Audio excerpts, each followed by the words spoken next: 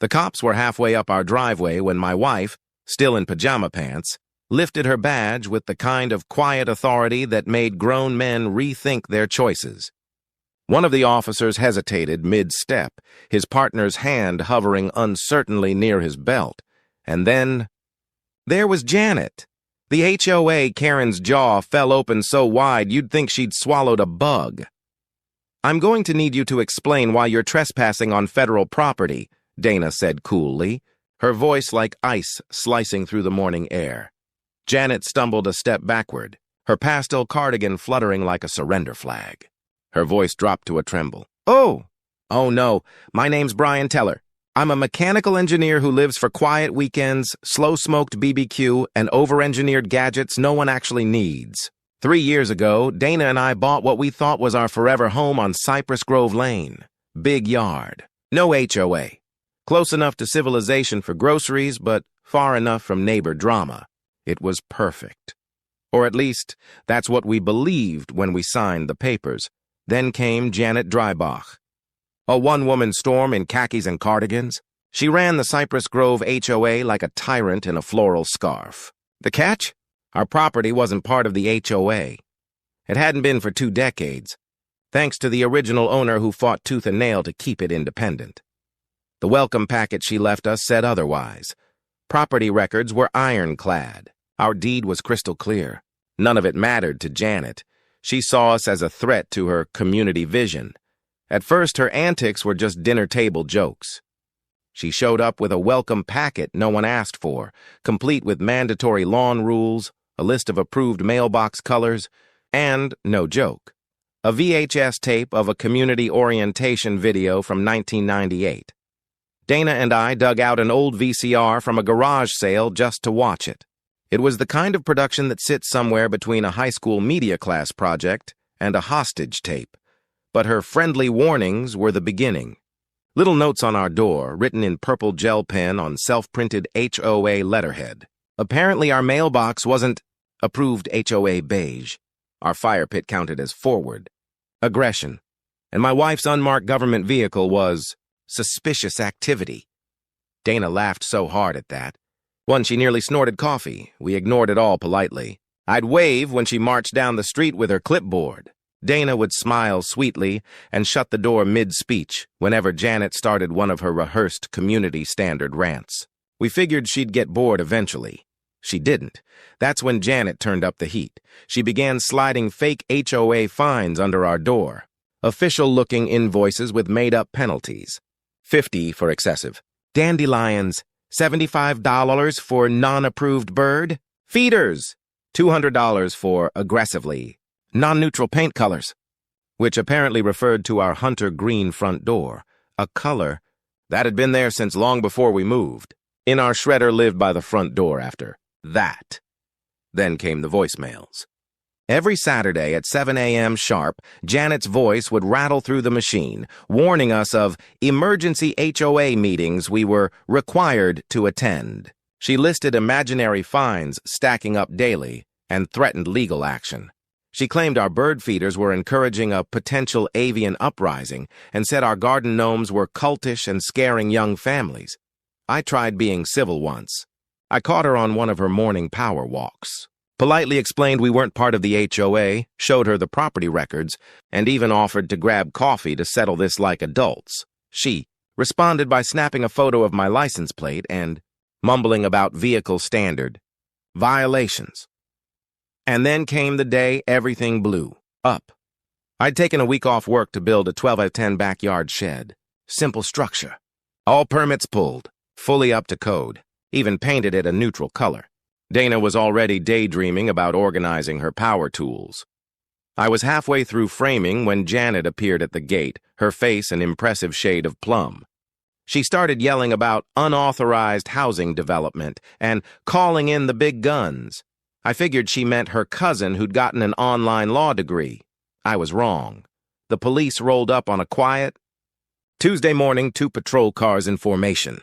Janet strutted next to them like she was leading a SWAT operation. Binder of bylaws in one hand, venti frappuccino in the other. Her chest puffed out with pure suburban self-importance. From the backyard, I could hear her dramatizing the situation, talking about flagrant disregard for community standards and a dangerous construction project. I should have seen the storm coming. I walked around to the front yard, brushing sawdust off my hands, fully prepared to show the officers the neatly laminated building permits sitting in my back pocket. But before I could say a word, Dana stepped out. Pajama pants, an old FBI Academy t-shirt, bed hair that said I've had worse mornings than this. She took one look at the scene, 2 patrol cars, a trembling Karen with a frappuccino, and me looking way too confused for a Tuesday, and sighed. A long, practiced sigh. Then she reached for her badge. Special Agent Dana Teller. Department of Homeland Security, she announced with quiet authority that hit the air like a gavel strike. Everything froze. The officers stopped mid-step. Janet's hand shook so badly that the whipped cream on her drink threatened to fly off. Even the neighbors who'd been pretending to water their plants while enjoying the show suddenly found urgent reasons to be indoors. Dana kept that same steady tone. This is federal property. The shed you're so concerned about is a secure storage facility, and your presence is interfering with a classified project. She wasn't technically lying. It was a secure structure, and my attempts to organize the garage were classified as impossible by anyone who'd ever seen the chaos in there. The younger cop shifted on his feet, glancing at his partner. We might need to, double-check some jurisdictional stuff, he mumbled. The senior officer nodded, already backing away toward the patrol car. We're going to go make some calls, he said, which in cop language clearly meant we want no part of this. Janet was rooted to the spot, her mouth opening and closing like a malfunctioning goldfish. She tried to stammer something about sovereign neighborhood rights, which isn't even remotely real, but Dana was already a step ahead. She reached into the folder she'd brought out from inside, pulled out a crisp legal document, and handed it to Janet with a smile so polite it was terrifying. This, Dana explained patiently, is a cease and desist letter from our legal department. Impersonating a regulatory authority and harassing federal employees on their property comes with interesting liability issues. I'd recommend you read it carefully. The letter was 100% real, drafted by Dana's agency's legal team after she casually mentioned our ongoing HOA nightmare during a lunch break. Her colleagues thought it was hilarious and jumped at the chance to help. Turns out government lawyers love putting overreaching HOA presidents in their place. Janet's face cycled through colors like a broken traffic light, starting at red, passing through purple, and finally settling on a pale, clammy gray. Her hands shook as she scanned the legal language. Federal statute violation. Potential criminal charges. Word spread through the neighborhood faster than a California wildfire. By that evening, Janet's phone was blowing up. The HOA board called an emergency meeting, which we knew because of the parade of cars headed to her house. Every driver wore the same oh no expression.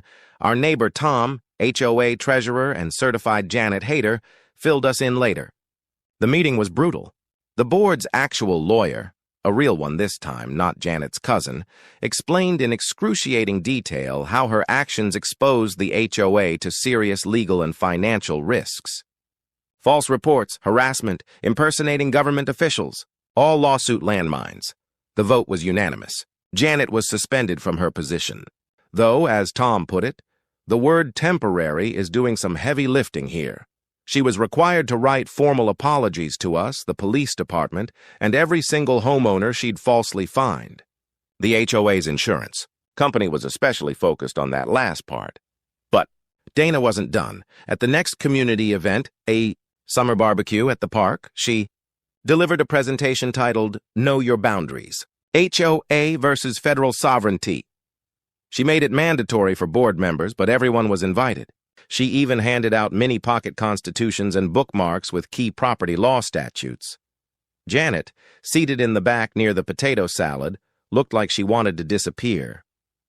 She was forced to stand up and publicly apologize for what the board called gross overreach of authority. Reading from a stiff, prepared statement, she muttered her deep regret in a voice so faint it could barely compete with the sound of the lemonade. Cooler. But the real pain came afterward. The HOA's insurance. Company slapped her with the $5,000, deductible for the legal cleanup. Her false police report earned her a misdemeanor charge and $800 in fines. And the final blow? The board voted, again, unanimously, to permanently remove her from her position. Tom told us she actually cried when they took away her gavel, clutching it like a life preserver as security escorted her out. For the first time since we'd moved in, Cypress Grove Lane was quiet, and it was glorious.